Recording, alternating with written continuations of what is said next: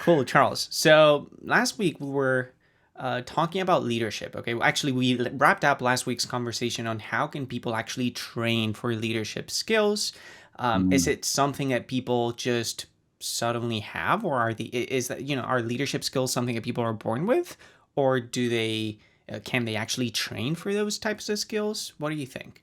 Oh man, I love this debate because no matter what side of the aisle you want to sit on, there's an argument, right? We all know that one person who just, just embodies leadership. You just feel compelled to follow that person. What is it that they do? I don't know, man. It's a special sauce. Has nothing to do with what college they went to. It doesn't. They may or may not have a master's. They may or may not have done any kind of certification or training. This person is just natural born leader, right? Oh yeah, cool. That's one side of the aisle. The other side of the aisle is no, leadership is a learned skill. It's a combination of technical competence and emotional intelligence. You can definitely develop your empathy and your ability to lead and to influence people. People do it all the time. And as you might expect, I agree with both. And what I think we're really talking about there is the spectrum of leadership. So if you're born with leadership, I think you are limiting yourself by not continuing to develop and learn and read and study and get feedback and improve, right? So if you're the natural person, but if you're on the other end and you think all it is knowing the theory and quoting the authors and executing the templates, you're missing a big piece of that as well. So I think the correct answer, the winning scenarios that I have observed and that I try to embody in myself and I mentor into my clients and students is that you got to blend that. Hmm. So the first, so the soft side of the house is who are you as a human being? Like, stop worrying about whether you're a leader or a manager. Oh, that freaking debate on LinkedIn. Stop worrying about all that stuff and who are you as a human being? Okay, Uh-huh. and what kind of gives you the right to lead? Do you recognize the responsibility that goes along with leading? Okay. And then if yes, okay, then how and why? And the way I've always done this is through your values, through your emotional needs profile. Okay. For me, it's easy. I'm a contributor, which means before servant leadership was ever a thing, I was a servant leader just by the definition of how I did it. Okay. So you have to understand those things about yourself personally first. But that's not enough. It's not being a great leader isn't just about being nice and being kind and being able to talk to people and listening to people. Being a good leader means having some boundaries, right? And not being the one person who everybody can come to. A lot what those soft skill leaders miss is they lack the ability or the framework to develop new leaders because they only know one way of doing it, and that one way is their way. The opposite side of the aisle has the opposite argument where it's all about template. They completely ignore who they are as an individual and who their team members are and colleagues are as individuals. And therefore, they miss a big part of that argument as well. So if there's a bottom line answer, it's both, Mm-hmm. right? You definitely need to be a really solid, authentic human being first, and then choose your leadership style, your communication style, your energy level, all those types of things based on what type of human you are. And then you need to develop the skills around leveraging that to create others. I wanna. This is. I'm gonna ask you this, and this is fully improvised. You might want to kill me afterwards, but I'm gonna put you on the spot here really quick. Can you come up with an example of a real world leader? May be alive, he may be dead, but of somebody who you think was really good at knowing the theory and knowing the math, if you will, but sucked at the being human Yeah. aspect. I'm not going to kill you for that. What I'm not going to do though is I can't name names Okay. because I work with these individuals Uh huh. on a daily basis, right? I have a PhD. I wrote my dissertation on servant leadership. I know a thing or two about leadership. Uh-huh. My portfolio's this big. I've done this kind of work. I know a thing or two about leadership. But what they've never done is stopped, turned around, and looked at the ground behind them to see the scorched earth that they have created by using people up to get where they are. Okay. One of the greatest demonstrations to me, this is a very personal thing. Not everybody will appreciate this or care about this, but for me, one of the greatest um, validations of my leadership is when people come to me and say, Charles, wherever you go, I won't take me with you. All I want to do is work with you. Just I don't care. I don't care where you go. If you're going to McDonald's, I'll go with you. I'll go to McDonald's. I'll work with McDonald's with you. I just want to be around a leader like you, who cares about me, who knows what the hell they're doing, who has their eyes up, who's looking out for me, who's looking out for the business, who's making things better. Far too many, I am really trying not to name names right now, of people who are like, no, no, no, no, no. I'm a leader because my title says so, Uh-huh. and you should follow me because my title says so and the org chart says so. And I have a really hard time getting through to those people because there are certain business and corporate metrics Uh-huh. that tell them that they're doing the right thing. But if they ever took their foot off the gas long enough to ask, nobody ever wants to work with them again. And in fact, the attrition rate in their organizations is astronomical. One of the first assessments I do when I'm coming into a new organization is, hey, let's talk about turnover. What? Turnover? Why? I'm going to tell you why. Because if nobody wants to work here, it doesn't matter what frameworks and templates and bullshit like that I give you. It doesn't matter if nobody wants to work for you. And again, listen, this is not huggy, feely, kissy, touchy stuff where you need to be nice to everybody. You need to say yes to everything. No, absolutely not. One of the things I think that people really appreciate about my leadership is my consistency. It's not because I always say yes, but it's because they trust that whether I say yes or no, it's based on the same criteria. It's always based on that. Let me actually follow up on that. So, if I'm a project manager right now, how do I even start getting feedback? Because chances are that people that are working for me are probably not going to walk up to me and tell me, hey, I think you're being a little too controlling in meetings, or I think you're being, I think Mm. you're holding our hand too much. How do you get feedback? Actually, for project managers, that happens more than you would think because project managers are in a very unique situation where they have a ton of responsibility and not a lot of authority. Hmm. So, where people might hold their comments and their feedback to themselves, if it were some kind of whatever, general manager or divisional manager or something like that, I better not say anything to them. They'll tell a project manager because a project manager is a colleague, right? It's we're in this together. You don't have any more authority than I do. You just have a ton more responsibility. So we actually do get a lot more feedback than you would think in those areas. But I encourage everyone in my programs, you've got to solicit it. You've got to ask for it. And you've got to do it in a way that gives everybody an opportunity to feedback in their own way and in their own time. So every one of my project teams, I always had a feedback function. And I gave people the opportunity, hey, if you don't want to write anything down because you're creeped out about writing stuff down and you're worried that it's going to go on somebody's permanent record, come talk to me. You can always tell me. I try my very best not to be defensive about things. Close the door, open the door, do it in public, do it in private, whatever you want to do.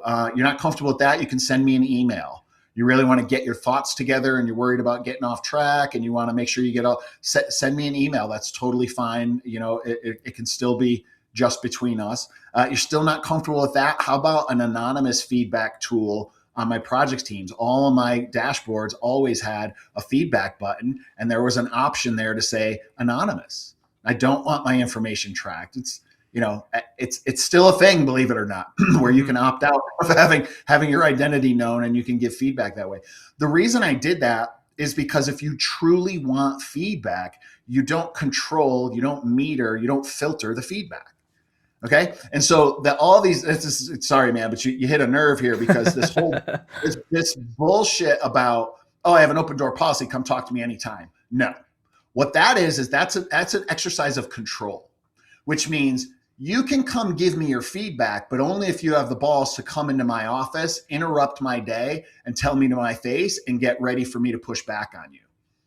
There goes 80% of your feedback right there. 80% of the opportunity for your feedback. You've just created enough friction and enough of a barrier that you're not going to get the feedback Right. because they're going to opt to either do it another way or they're just going to say, never mind. So if you really care about collecting feedback about your leadership, about your communication, about your effectiveness, you've got to give people multiple opportunities to do that. And if you sincerely want the feedback for your improvement, you're going to create a million different ways to accept and receive feedback. I absolutely completely agree with everything, every single word that you just said. Now, I do want to kind of touch on something that you mentioned in our last conversation, which is remember how you introduced the idea of the $200 an hour mindset versus the $2,000 an hour mindset. Uh-huh. How do I, as a project manager, um, start thinking at that $2,000 an hour level when my entire day is actually filled up with $200 an hour tasks And $20 an hour tasks. and $20 an hour tasks? Yeah, well, the beautiful thing is AI is about to gobble up all those $20 an hour tasks. So there's going to be more opportunity. Yeah, so awareness is a big part of my playbook. My project management professional advancement playbook. A big part of that is being able to assess and recognize what are $2,000 an hour tasks. What does that even mean? And so we can definitely talk about it here. And it's really that 2,200, 2,000. It's really just to try to give you a mental model of the level of impact, the level of leverage you're exerting on your project or on your organization. Right. And so, no offense to $20 an hour tasks, $20 an hour tasks are very important, but they don't exert a ton of leverage, because if in 1 hour you make $20 worth of impact, that's great. We need that. That adds up over time. Absolutely. But if in the same hour I can come in and generate 100 times more leverage than you, that says something about me and my value to the organization. Hmm. So the big part of wanting to spend more and more and more time in that $2,000 an hour task range is really about, are you leveraging your position to have 100x impact on your teams and on your organizations? I'll give you an example. As a project manager, let's just argue that's a $200 an hour task. Absolutely. Why? Well, because you have a dozen people out there executing real work for you. So Mm-hmm. the decisions that you make and the obstacles that you remove and the risks that you mitigate are enabling 12 people at $20 an hour. Okay. So I'm 10% of that, $200 of $2,400 an hour worth of real work that's being done. That's a wise investment. And that's why people pay project managers. They Mm-hmm. pay them, they don't pay them $200 an hour. Sorry, guys, for everybody that's cringing saying, who the hell's paying $200? It's a framework. But the point being that, arguably, if you look at your work breakdown structure, you look at a schedule, a project manager's time is usually a level of effort, which means what's assigned isn't necessarily 40 hours a week. What's assigned is a percentage of the overall effort. And so how this came about was, I have $1 million project. Well, here's a guy that it's a 1 year project for $1 million. Nice round numbers. Oh my gosh, a lot can go wrong in a year. A lot of things could impact that $1 million budget or that $1 million project. Am I willing to invest 10%, $100,000 to protect that 1 million? Oh yeah, absolutely. That's how project managers were born, right? It's like there's this level of oversight where we're willing, but project managers are a risk mitigation tool. Okay, Uh-huh. so that's why it's a $200 an hour task, right? Because yeah, you're paid more than everyone else, but there's more of them. So your aggregate amount of time is 10%, 12% of the overall project budget. Okay. So, okay, cool. You're doing that. You're doing those things. And that's the execution trap, which is if Mm, that's your life day in and day out, which is just overseeing those 12 people that are executing $20 an hour work, that's great. And it's a wonderful living and it's very satisfying. It's a ton of fun. Oh my gosh, I loved it. Loved it, loved it, loved it. But I was in that position. And what I recognized were patterns. What I recognized was I was repeating myself over and over and over, saying the same things to new project teams, to new project team members, repeating, repeating, repeating. And I said, you know what? I'm lazy. Why don't I create a tool to do this? Why don't I, hey, what happened in the project today? I need everyone to dial in at the end of the day and tell me what happened on the job site so I can capture this stuff so I know how we're doing on schedule and costs and all this kind of stuff. And those things get tedious. But here's the thing, for $200 an hour, that's my job. It's what I'm supposed to do. But when I stepped back and thought about it from how can I have a $2,000 an hour impact? What if I created a tool? What if I created a digital tool called an impact tool, an impact log, where anyone on the team, any one of those 12 people, plus myself included, plus any other stakeholder who had some kind of issue with the project could open up this little digital tool and very, very quickly, 30 seconds, less than a minute, record it. mm, This project, this is my name, it's today's date, all this stuff is auto populated. Drop down menu says, I experienced a scheduled delay. What was the nature of that delay? Click, click, click, click, enter. Seemingly it goes away, right? Like, oh, that was a neat thing that I just did. But on aggregate, over a year and $1 million project, when I run that report that says, what are all the delays and what are all the impacts we experienced this year? $117,000 worth of impacts due to rework, broken tools, whatever, this, that, the other thing. Right now, all of a sudden, I've had more than a $200 an hour impact. I've had a $2,000. Why? Because I can say, hey, for the next project, let's make sure we get 2 of these and 4 of those and none of these. And we mm-hmm. avoid this and we plan for that. Right. So what I'm doing is I'm taking $200 an hour task, turning it into a very, very high leverage. So those types of things, I mean, that's just one example, right? But as a project manager, you are the hub. You are seeing everything that's going on. And if you take the time to look for high leverage activities where you can impart significant changes that not only affect your project, but the organization as a whole, you are seen differently. I was seen differently for just a couple of the tools that I created to help do that. Why? Because they recognized, holy crap, hundreds of people are using this tool. We're saving not 2,000, not 200, but we're saving hundreds of $20 an hour tasks with this. That Which add bubbles up. up to be Right.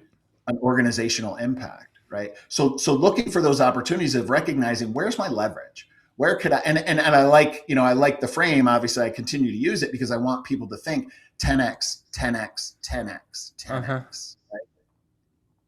So, okay, I think that next week I wanna tap a little further into this idea of transitioning from being an executioner over into a leader. I think we can dig a little deeper. We've touched on That's it yeah, a few that's times. everything right now. That's everything right now. It's not just what's wanted and what's needed in the market. It's what's required. I mean, it's the only response the industry, the profession has to AI. 100%. Because I completely agree. project managers are paid for doing all those things I just talked about: build the schedule, update the schedule, status the schedule, run your financials, look at the trends. AI is going to do that in seconds. Seconds. So that stuff that you do every week is now going to be done automatically. So And then what is the value of a project manager? Let's talk about that next week. let's do that. And if you just listen to what Charles said and you're scared, go to therealcharlesbrown.com and you can reach out to us because we can help you get to the next step in your project management career. Anyways, Charles, Absolutely. appreciate you Thank you. and your time, and I'll see you next week. Take care.